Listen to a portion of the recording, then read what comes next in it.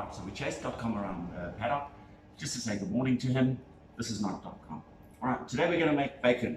All right, it is a bit of a catch thing at the moment. It's that artisanal vibe. Everybody trying to get into self-sustainability and all of that.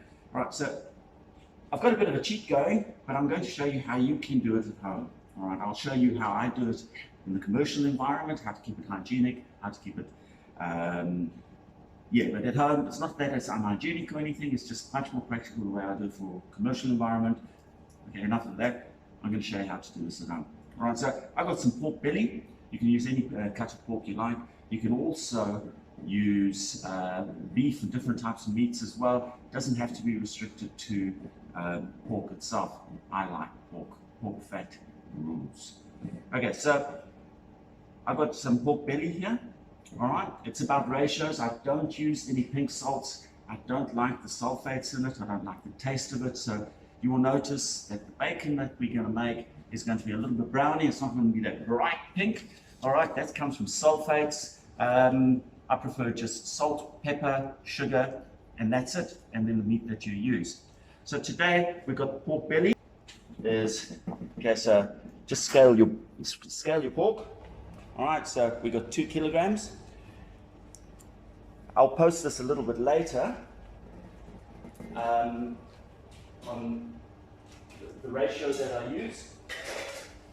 But essentially, I use 2% salt, 1.5% sugar, and I use 0.25% pepper. 2% of 2 kilograms, 40 grams, I believe.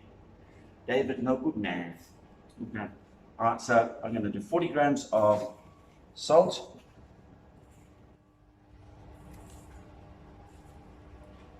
Here we go. All right. 1.5% of sugar will be 30 grams. 30 grams. How's my maths doing, Bern? Oh, I'm not counting.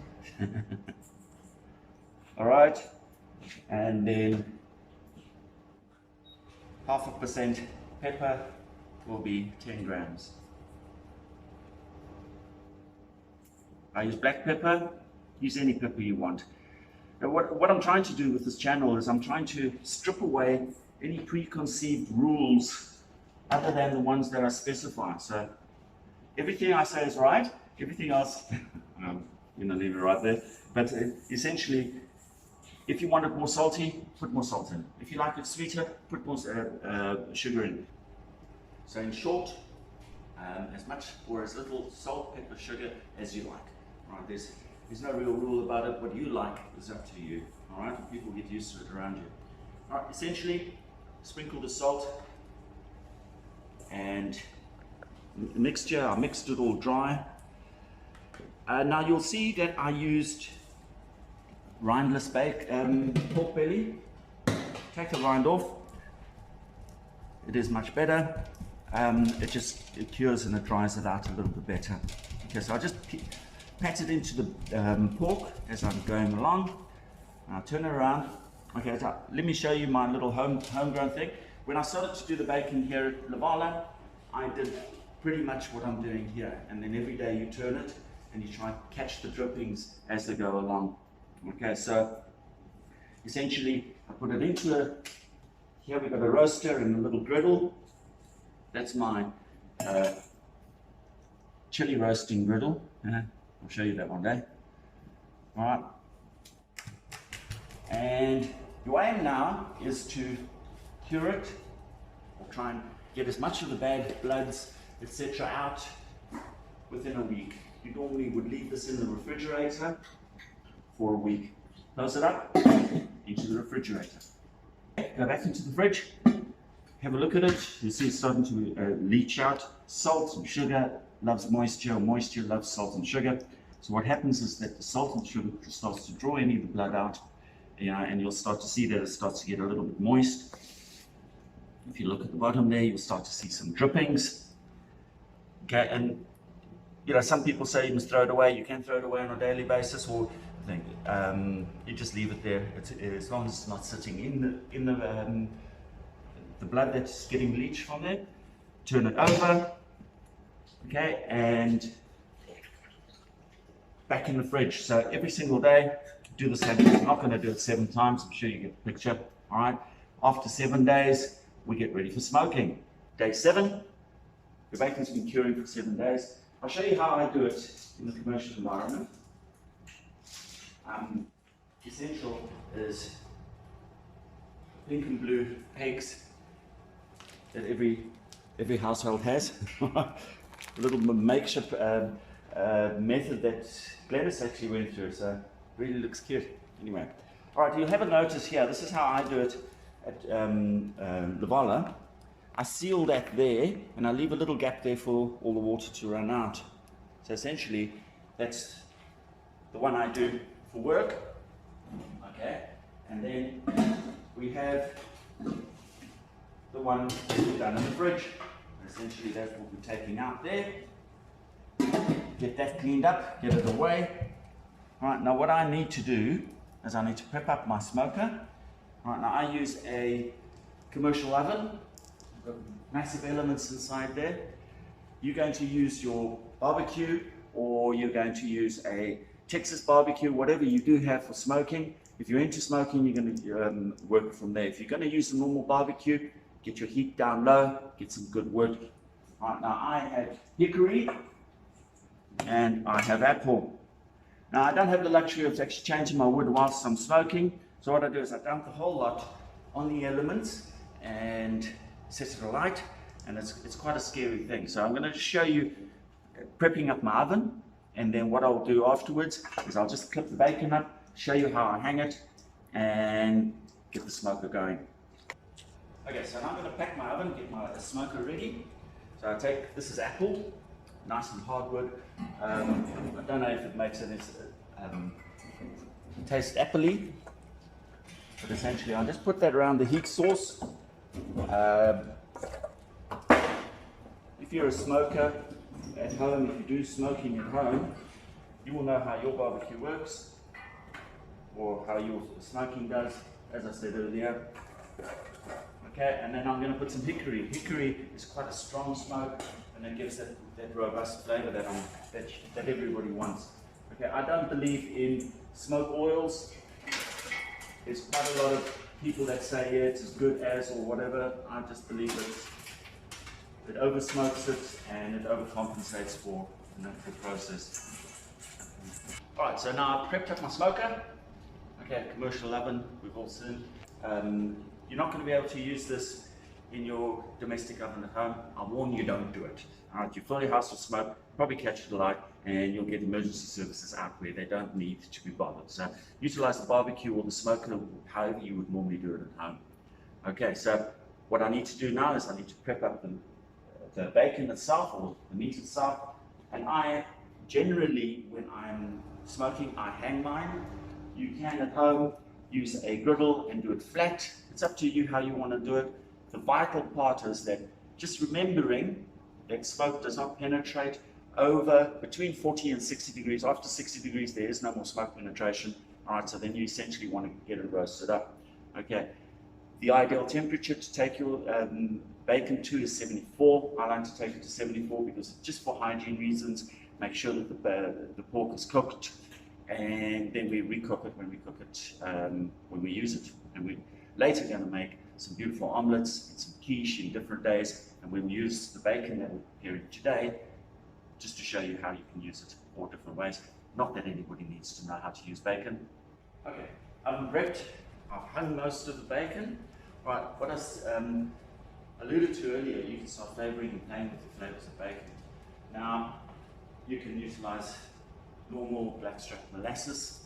All right, molasses is just an extract of sugar, sweetens it up. A lot of people love it. Or you can even use maple syrup, just whatever maple syrup's out there.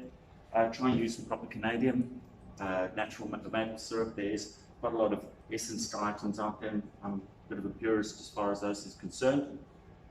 So if you'd like to, just take a little bit of molasses, drip it on. What it's going to do is just going to color it nicely. It's going to give it that beautiful molasses flavor. Yeah, molasses, if anybody's not familiar with it, which I doubt, but anyway, molasses just, you know, that sticky brown sugar. that flavor that you actually want to achieve. All right, so you can rub that on, give it a good rub. At this point, and you're going to find a lot of YouTube thingies and talking about bacon, none of it's wrong. I'm not going to say any of them are wrong. When I was researching bacon, I went through a whole lot of processes, went to the local butcher, tried to find out how they did it. Most of them would use sulfates, but when you go to the natural ones, a lot of the people say after the salting they use a higher percentage of salt. I prefer to not rinse my salt and pepper off. I just played a lot with the different ratios of percentage of salt and that, and then I just leave it from the bag. Essentially, I take it out the bag, I hang it and I smoke it. Right, so there's different ways to do it. Find your own way. The more you're going to do it, the more opinion you're going to get on it.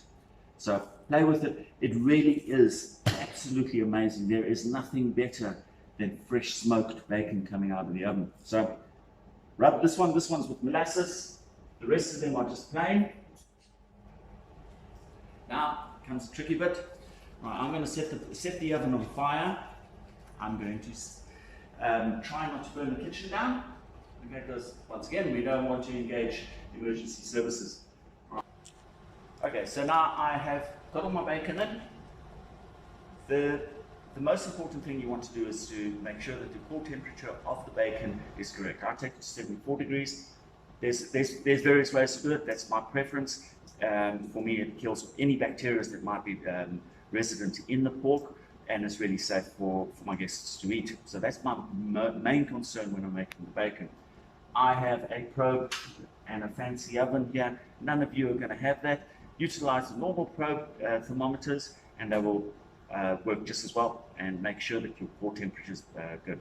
If your core temperature is not, it doesn't reach that, it's not that critical if you're going to utilize it at home. As long as you're using the bacon as soon as possible, and you're not going to leave it for 3, 4, 5, 6 days, because then it's going to start getting dangerous, and the pork scares start to step in the longer you leave it when it's not at temperature. Okay, so let me get this set up and get it smoking. Okay, that gets a little bit scary. This is a sealed environment, and the first few times I did it, I stood there with water trying to kill it. Doesn't do any good. Essentially what I'm doing is you'll start suppressing it and getting rid of any oxygen. So science steps in, and no oxygen, no fire. Right, it does get a little bit scary, and it, fire and brimstone, and it can't go over 120 degrees anyway, so the oven is already switched off. Essentially it's just the fire that's pulling it, and yep, everything looks a little bit scary in there. Okay, so we're back on the bacon, making sure that it's all right, temperature is correct. Yeah, it's taken about 3 to 3.5 hours, a little bit shorter than I thought it would be. But yeah, it's all about the temperature and heat transference. So opening up, oh my God. And look at that, beautiful and black. I'm gonna have to close this up because I've just ignited it again. But that's what we're looking for. Okay, so bacon's out on the slab. This is the best part of my day, best part of my week, best part of my month.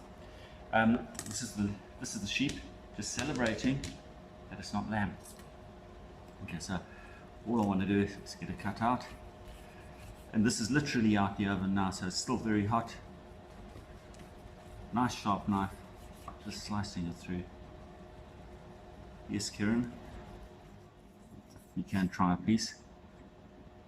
Because I know I'm going to try a piece. Okay, I'm partly plant-based at the moment, but when I make bacon, there are exceptions. Okay, to me, the smell of this texture, that everything is just.